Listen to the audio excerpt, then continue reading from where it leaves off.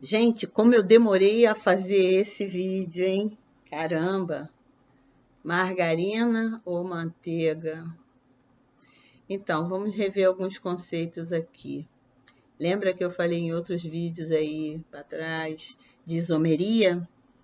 Então, a isomeria cis e isomeria trans, elas designam o ponto de fusão. Por exemplo, os óleos trans ou as gorduras trans, né? Mesmo tendo o mesmo número de carbono e uma insaturação, como você pode ver aqui, ó, o oleico e o elaídico, tem o mesmo número de carbono e uma insaturação. Só o fato dele ser trans, essa configuração, faz com que o ponto de fusão deles aumente, né, em relação àquele que tem isomeria cis. Né? Ele também, você pode ver, ele tem um comportamento de ácido graxo saturado. Tá? Por que eu estou falando isso? Vamos lá. Então, aqui a gente tem o isomeria cis e a isomeria trans. Eu quero falar sobre essa principalmente. Em que acarreta para a saúde? Então, algumas coisas bem ruins traz a gordura trans para a nossa saúde. Olha, uma delas aumenta a fragilidade dos eritrócitos, que são as células sanguíneas, tá? Que levam o oxigênio pela nossa corrente sanguínea. Elas reduzem também a síntese de energia pelas nossas mitocôndrias. Também compete com ácidos graxos essenciais, tá? Aqueles ômega, lembra que eu falei? Ômega 6 e ômega 3. Também aumentam os níveis de colesterol LDL, ao mesmo tempo aumentando também os hormônios pró-inflamatórios do corpo, tudo isso da gordura trans, e diminui os níveis do HDL, que é o colesterol bom, que se chama colesterol bom, né? Então, e muitas outras coisas, né, que eu não citei aqui. Bom, e a gordura trans, como é que ela aparece assim? Bom, ela vem naturalmente nos tecidos de animais ruminantes, né? Então, ela, por um processo chamado biohidrogenação, o leite, as carnes desses animais, eles têm em torno de 1,5% a 6,5% de gordura trans. Aonde mais? Pela hidrogenação também, né? Usada pela indústria para produzir uma gordura vegetal, semelhante à gordura animal, com a textura de gordura sólida. Então, através dessa hidrogenação, principalmente a hidrogenação parcial, forma-se gordura trans, né? E que foi usada, né, até bem pouco tempo e agora muito menos, em muitos alimentos na indústria aí que vende produtos, né, para consumidores. E também por indução térmica se obtém a gordura trans. Quando a gente aquece o óleo para fazer fritura, esse óleo também produz gordura trans. Mas vamos falar então, começar pela manteiga. Como já falei ali, a manteiga tem gordura saturada, tem gordura trans, tem colesterol, tá? Bom, e daí você deve estar pensando, né? Sempre se ingeriu manteiga, né? E daí? Sempre se ingeriu.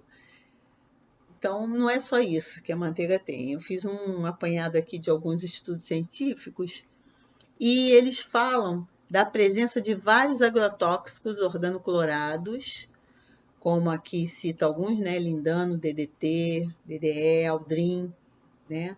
Em amostra de leite pasteurizado. Agora, entretanto, na manteiga, a concentração de lindano e DDT aumenta 20 vezes em relação ao leite. E esse comportamento está dizendo aqui que ele é explicado pelo fato de que na produção de manteiga ocorre a extração da gordura do leite. Então, ali que está concentrado, né, esses produtos. Né? Assim, o processamento do leite reduz apenas parcialmente os níveis de resíduos de agrotóxicos persistentes. Mas, no caso da manteiga, os resíduos mais polares são concentrados na parte aquosa e os compostos mais apolares na manteiga, né? Aí tem uma tabelinha que depois você pode olhar melhor, né? E analisar. Tem outros estudos aqui também, efeito dos agrotóxicos e resíduos de medicamentos veterinários no leite e produtos derivados, como por exemplo a manteiga, né?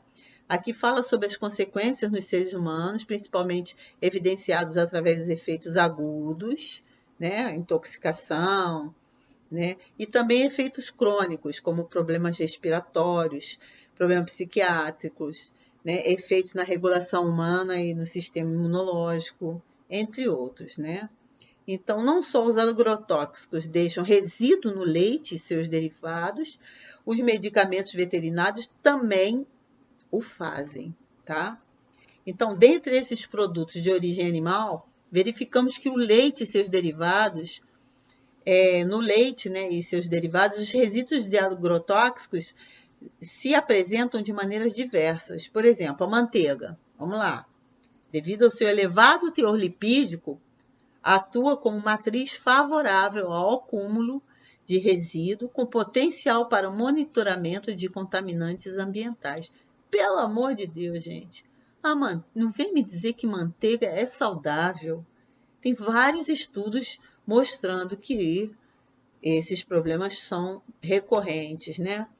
Esse aqui é outro estudo também. Medicamentos veterinários são utilizados no manejo do gado leiteiro, para tratamento e profilaxia de doenças. E isso faz o quê? Deixa resíduo no leite. E a manteiga é feita do leite, né? Exposição humana e o consumo não intencional de resíduos de drogas podem causar efeitos adversos e desenvolvimento de bactérias resistentes, representando importante preocupação para a saúde do consumidor. Essas bactérias resistentes aí, que o pessoal fala, é o uso indevido de medicamento. Não, não é só isso não. É o uso também de produtos de origem animal, tá bom? Então, olha lá, no ser humano, as reações de hipersensibilidade, alergia, resistência à antibiótico-terapia, olha gente, ação carcinogênica e mutagênica podem provocar o surgimento de resistência bacteriana, tá ok? Então, manteiga, querida, vocês que estão disponibilizando tempo para assistir esses vídeos, a manteiga não é um produto saudável. Por favor, tá? Pode pesquisar mais a respeito desses temas aí. Bom, e a margarina? Será que ela é saudável? Eu já vou logo te dizendo que também não é. Bom, como é que foi criada a margarina? Há algum tempo atrás, né, Napoleão ofereceu um prêmio para quem desenvolvesse um produto semelhante à manteiga, porque já se sabia naquela época que a gordura da manteiga, por ser saturada, por ter colesterol e tal, não era tão benéfica para o organismo. Aí eles desenvolveram a hidrogenação, o que é, afinal, hidrogenação? Nos óleos ou na gordura insaturada, né, onde tem as insaturações, as duplas ligações, eles introduziam hidrogênio e ela se tornava uma gordura semelhante à gordura animal saturada, né? Isso é que é a hidrogenação.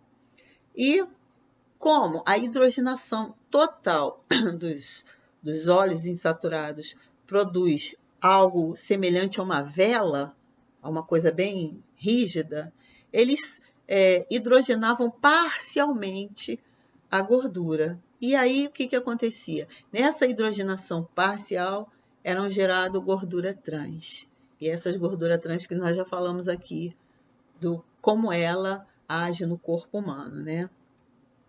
Bom, já que não se podia mais utilizar, ou pelo menos teria que vir no rótulo, o quanto de gordura trans era contido naquele determinado alimento, eles então viram uma alternativa, né? A indústria achou uma alternativa para atender às exigências de zero trans. E aí foi desenvolvido um método de interesterificação das gorduras. Bom, você deve estar pensando, o que é isso? Interesterificação. Bom, as gorduras, como a gente já estudou, são encontradas, né, como em forma de triacilglicerol, né? Poliinsaturadas e saturadas, tá? São encontradas assim. E o ponto de fusão, ele diminui à medida que as gorduras são insaturadas, tá? O ponto de fusão tem a ver com isso. Bom, o que mais? O que é, então, a interesterificação? Aqui a gente tem 2 triacilglicerol, tá vendo? 2 triglicerídeos. Então, cada uma com 3 ácido graxo, né? E esse aqui é o pedaço do glicerol. Então, o que é a interesterificação? Eles combinam ou eles modificam essa estrutura por arranjo molecular, tá? Vou fazer uma movimentação aqui para você perceber que na presença de temperatura e catalisadores, eles vão trocar os seus ácidos graxos, tá? Ou seja, eles primeiro desmontam o triacilglicerol e eles rearranjam essas moléculas. Bom, eles são arrumados assim, como eu falei, né? A parte do glicerol e os ácidos graxos. Mas eles têm uma posição. Essa aqui é a posição 1, a posição 2 e a posição 3. Por que eu estou falando isso? Porque o problema é a arrumação dos triglicerídeos nos animais, que são diferentes que nos vegetais, tá? Ó, voltando lá. Vendo aqui a posição 1, 2 e a posição 3. Tá? Como assim? No leite materno, por exemplo, nos animais em geral, a parte saturada fica na posição 2, em geral. Em geral, você pode ver aqui, ó. Aqui é mirístico, é um ácido graxo saturado. Você pode ver que a grande maioria é esteárico. Esse S aqui é de esteárico, é um ácido graxo saturado também. A maioria na posição 2, ficam os ácidos graxos saturados. E essa é a configuração, é a maneira como é arrumado o triglicerídeo no animal, né? No vegetal é diferente. Na posição 2 ficam os insaturados, tá? E os saturados geralmente ficam na posição 1 e 3, tá? Esse aqui, por exemplo, que é a gordura de coco, como ela é uma gordura mais saturada, você pode ver que ela tem mais ácidos graxos saturados, esteárico e palmítico, tá vendo? Mas os óleos são tudo linoleico, raramente tem um ácido graxo saturado, tá bom? E a interesterificação, ela faz essa arrumação de tal forma que você vai ver aparecer ácido graxo saturado em sua grande maioria na posição 2, que seria próprio de um triglicerídeo de animal e não de um vegetal. Bom, e daí?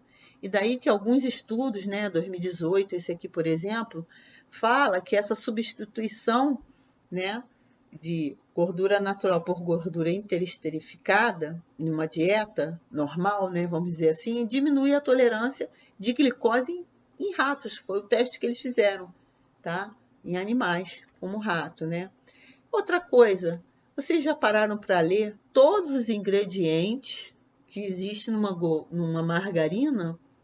Na verdade, não são ingredientes, né? São aditivos químicos. A quantidade de aditivo químico, por favor, meu irmão, pensa bastante, minha irmã, quando você pensar, quando você quiser colocar alguma coisa dentro do seu pão, olha para cá. Pensa nisso aqui que eu estou te mostrando agora.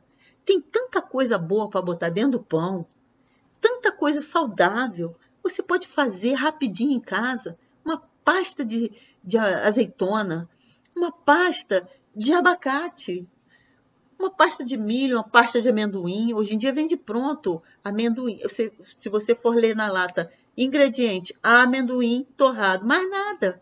E forma uma pasta saborosíssima. que você pode adicionar um mel, ela fica doce. Você pode botar um pouquinho de sal, ela fica uma pasta salgada. Poxa, pasta de cenoura, pasta de gergelim com grão de bico, tem tanta coisa, sabe? E eu acho que eu vou até colocar algumas receitinhas aqui para os irmãos e as irmãs poderem colocar algo melhor no seu pão do que manteiga ou margarina. Resposta: nenhuma das duas. Coloque no seu pão coisas mais saudáveis, tá ok? Até o próximo vídeo.